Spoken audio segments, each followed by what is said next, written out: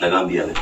Wanni icciitii ani namni akka nageenya barbaaduuf yeroo xiqqaatee yeroo biyya jiru maatiin kenna osoo ani fedhiin jaartii na fuudhan. Yeroo sanuu biyyattuu jaartii isaan na fuudhatan hin barbaadu. Isii ani isaan biraa fuudhuu barbaannaan abbaan keessa waraanaan jedha.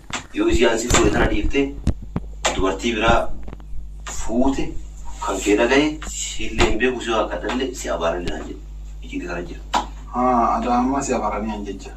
Maaliif na abaaranii? Maal kadhala halkanii guyyaa kaanuu seensita kaan gabbaasa kaanuu seensita kaan gabbaasa maal. Icciitiin jiru kana saniif yaanuma xiqqoo booda inshaallah warra keenyallee hin dabalaa waan dhugaa jiru yaani akka fuudhallee itti muu barbaada beekta. Amma yeroo kanatti asmaata akka dubbatanii inshaallah haadha abbaa illee dabalee du'aa hin godhaa yaani yeroo dhiyoo keessatti hin dabalame akka fuudhallee itti muu barbaada akkasiif kan laata asmaata akka dubbate. Tole amma uffata sana akkam goonare? Kam? Uffata mana warra caaltuu jiru. Haala amma dhaabachumatti haa ta'u yeroo warra keenya dabalee waa hundatti mee ka'etti dhaqanii godhani. Daa'ima irraa qabdaa jaartii sana? Daa'ima telechite? Kami? Tabiyyaatti? Yaakin dhiis qaba isa kana hunda nu godhatan kanas hin jiru.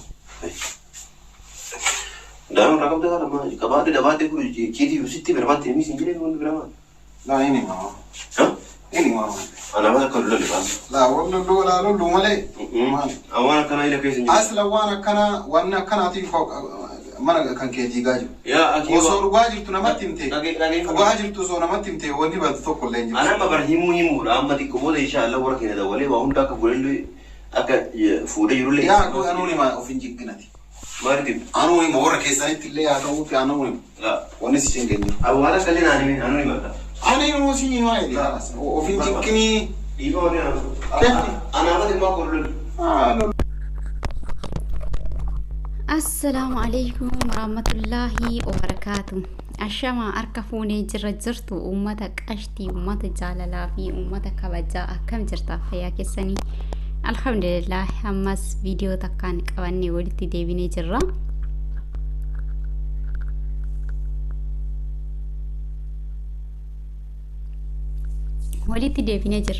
Akkuma waliin daawwannee har'a hajjii fi abdiidha jechuudha. Abdiin hajjii kaameraa dhoksuudhaan icciitii jabduu harka utaalchisee baasee jira jechuudha. Dhugaa dubbachuuf baay'ee nama dhiba. Akkuma beektanii siistema icciitichi kana caaltuun gaafa jalqaba gara biyya Yamanii irraa gaafa gara Itoophiyaadhaa galtuu akkuma hordoftoonni ni hordoftan jedhee yaada namni hordoftanii biyya galtuu maatii hajjiitiifis uffata bittee turte. Akkuma nuti yeroo biyya Arabaatti gara biyya gallu ka hadiyya homa waan kennaa namaaf kenninu qopheessinee galluu sanitti bittee galteeni. Bittee gaafa jettuu osuma Yamanii hin deeminuyyuu hajjiidhaan akka maatii isaati wal dubbisiisuu gaafattee hajjiin garuu hin barbaadu akkasii maatii isaa dubbistu hin barbaanne hajjiin eeyyama hin laannee fi ergasii boodallee lakkoofsa maatiillee kennuufii didee dhooggatee jechuudha. Dhooggatee akkasumatti wal lolanii gara biyyaatitti galtee biyyattillee wal dhabanii hin deebi'uu jettee jalqaba deebi'anii walitti araarsanii. Caaltu uffata sanillee maatii hajjiitiif osoo hin tarakkabi uffata maatii bitte maatii ofii bira dhiifte gamana as deebite jechuudha. Egaa gamana as deebite illee isii hin dubbanne inuma cadhiftee hajjii amala isaa waan hin beektuuf jechuudha. Amma ammoo abdiin hajjii siisteemaan haasofsiisaa ture. Sababni ati maatii kee dubartoota kee maatiidhaa waliin dubbisiisneef waliin barsiisnee maalidha? Ati nama ajjeestee biyyaa baate yaada jedhu qorannaa dhiyeesseef gaafii jajjabduu dhiyeesseef jechuudha. Jalqaba irratti nama ajjeesee biyyaa bahee jedheeni achuma abdiin rifatee jennaan lakkiyaan kanallee hin goone na himini icciitii jedheeni. Na qoratiin jedheeni dhoowwataa ture achuma booda ani wanta nama tokkottu si himu adda jirraa nam tokko nu dhagaan jiru icciitii kana baasiitiin natti himii jedheeni. Sana booda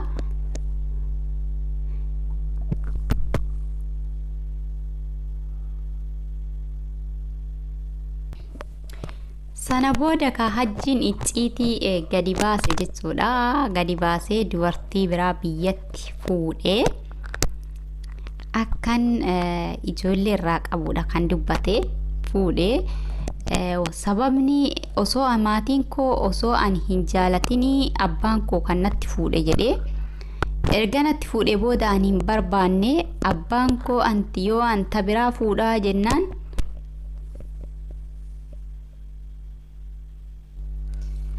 abbaan koo anta biraa fuudha jennaan yoo ati ta biraa fuute si abaaranaan jedhee dubbata jechuudha ajjiin. Asma abdiilleen adaa ammayyuu abaarsa qabdaa taanseensifta baafta amma abaarsa qabda jechuudha kaa jedheen baay'ee nama dhibdi. Garuu faayoon erga jecha kana dhageettee icciitii kan dhageettee baay'ee rifattee jirti. Baay'ee dallantee rifattee baay'ee dallantee jechuudha. Dhugaa baay'ee nama dhiba. Baay'ee nama dhiba. Akkuma jedhe abaarsa abbaa qabaa.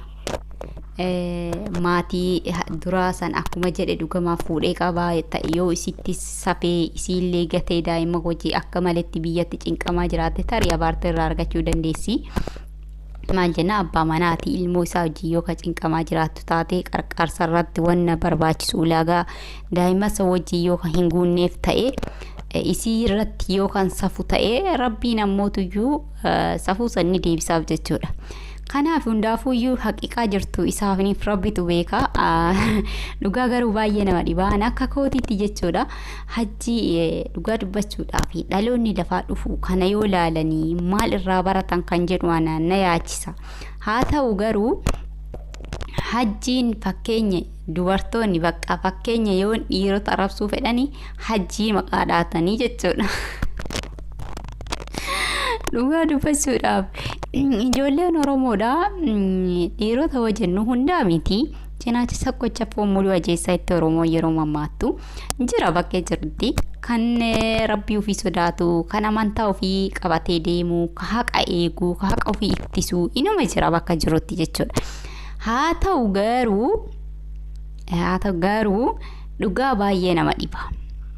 Ijoolleen Oromoodha ijoollee dubartii teenarra dubartii irratti baay'ee miidhaa hamaa geessaa jiranii. Dhiira yoo jedhu hundaa miti akkasinnaa hubadhaa obboleewwan kiyya. Amma dheengadda jechuudha ilma Oromooti. Mucattiin dhalattuu Harargee gaara mul'ataatiin jettee dubbattee viidiyoo irratti hojjedhee ture jechuudha. Namoonni baay'ee ilaaltanii jirtanii. Ilma Oromooti isii deessee isii uffata ofirraan qabdu daa'imni isii haraashii harkaa qabdu deessuu ji'a takka malqaqa isii ji'a takka jedhama daa'imni waan jimu takka geetti fakkaattu daa'ima malqaqa sammuun daa'ima waa itti uffiftuun qabdu seeraanuma qabdee hin jirtu. Silaa daa'ima akkasiisan seeraan qaban qilleensama hin agarsiisan silaa sammuu isii seeraan waan awayitti maranii suuta qaban daa'ima. Isiin garuuyyuu qullaa akkuma argitassanitti qabdi jechuudha. Akkuma agartassanitti qabdee jirti jechuudha. Raafsatti darbamtee jechuudha. Isii uffata irraan qabdu iskaarbii mataarra buufattu koofiyyaa wayii lafaa buutee akka koofiyyaa kootii dhiiraa irra wajjin dhufu tokko mataarra buufatte jechuudha. Baay'ee nama gaddisiise yaa Oromootiyya. Wallaahi baay'ee nama gaddisiise. Inni suni garaa dubartii keessaan baane dubartii wajjin hin dhalanne akkamitti akkana godha dubartii. Ilma Oromooti. Ilma Oromoo ilmuma gandaati jettee afaan ofiitiin dubbatte viidiyoo san dhageeffadhaa dhaqaadha. Wallaahi baay'ee nama dhukkuba yaa Oromoo. Wallaahi baay'ee nama dhukkuba. Baay'ee nama dhukkuba. Kanaafi dhugaa dubbachuudhaaf idda hajjiin icciitii kana baasee faayoon jechuudha. Baay'ee aartee jirti, baay'ee dallantee jirti, baay'ee miira keessa seentee jirti. Dhugaa dubbachuudhaaf rabbi isaa dandeessisennaani qaras ni beektaa amala hajjiillee ni beektaa akka inni dubartii jijjiirullee osoo quba qabdu dhuftee jaalattee itti galte mala maagineetii dubartii itti ufitti butu wayii qabaachuun oolu hajjiin baasa wayii. Dubartii isa dhuftullee tuqaan qabdu yaani yoo jedhu dubartii babbareeda itti dhufa jechuudha. Maagineetii dubartii itti ufi butu wayii qabaachuun oolu ni shakkisiisa jechuudha. Hajjiin qoratamuu qaba. Seeraan nu dhiyaatee nu qoratamuu qaba jechuudha. Kanaafuyyuu dhugaa dubbachuudhaaf obboleewwan kiyyaa hajjiin baay'ee nama ajaa'iba. Baay'ee haandi inni irra deemaa jiru baay'ee akkan warroota bultitti seenne akkaan akka sodaachisu taasisaa. Garuu ammootuyyuu bultiin hajjiidha, bultii nama biraa taatee osoo hin taane dhiirri hundumtuu akka hajjii ta'aa osoo hin taane fakkeenyaaf abdiin jala deemee gorsu inni nama gaarii ta'uu agarsiisa, keessa isaa rabbitu beeka. Garuu nama yeroo baay'ee ni gorsaa, bultii tan akka qabatuuf ni jajjabeessaa, wali araarsuudhaaf tattaaffii godhaa, garuu hin taaneef hin dhageenye malee jechuudha. Kanaaf obboleewwan yaa hundumaafuyyuu caaltuullee miskiina baay'ee garaana nyaatte rabbiin. Isiin amma nama ilmoo garatti baatu mataa lama jennaani miree dubartii yeroo ulfooftu mataa lama yoo jedhanii lakkuu garatti baattee kan jedhu jira. Mataa lama yoo dubartiin mataa lama yoo jedhanii yaani tokko kan garaa qabdu lamanni isima jechuudha. Kanaaf mataa lama jedhama. Kanaaf obboleewwan kee caaltuullee du'aayii godhaa fi akka ishee inshaallah ji'a ofii guuttattee nagaan deessee ilmoo sun ilmoo jaalalaa isaan jidduutti maddisiiftu, ilmoo hajjii amala kana irraa jijjiirtee akka ol deebi'ee ilmoo ofii isa wajjiin ilaalaa kolfaa dubartii ofii bultii ofii akka ilma dhiiraatitti gadi dhaabatee jiraatu. Tan jaalala jidduu isaaniitti dagaagsituu fi tahajjii irratti dhaabatee akka of argu taasiftu. Rabbiin isaanii haa godhu ilmoo keerii balbala keerii hedduu wanti jedhanii rabbiin ilmaa inshaallah ilmoo keeriidha rabbiin isaaniif haa kennu. Tan irra haara galfatanii tan irratti waa hunda waa asii achi dabarsan cinqii asii achi dabarsan kana hundaa irratti dagatan rabbiin isaaniif haa godhu inshaallah. Faayollee rabbiin ilmoo bareedduu isiif haa kennu.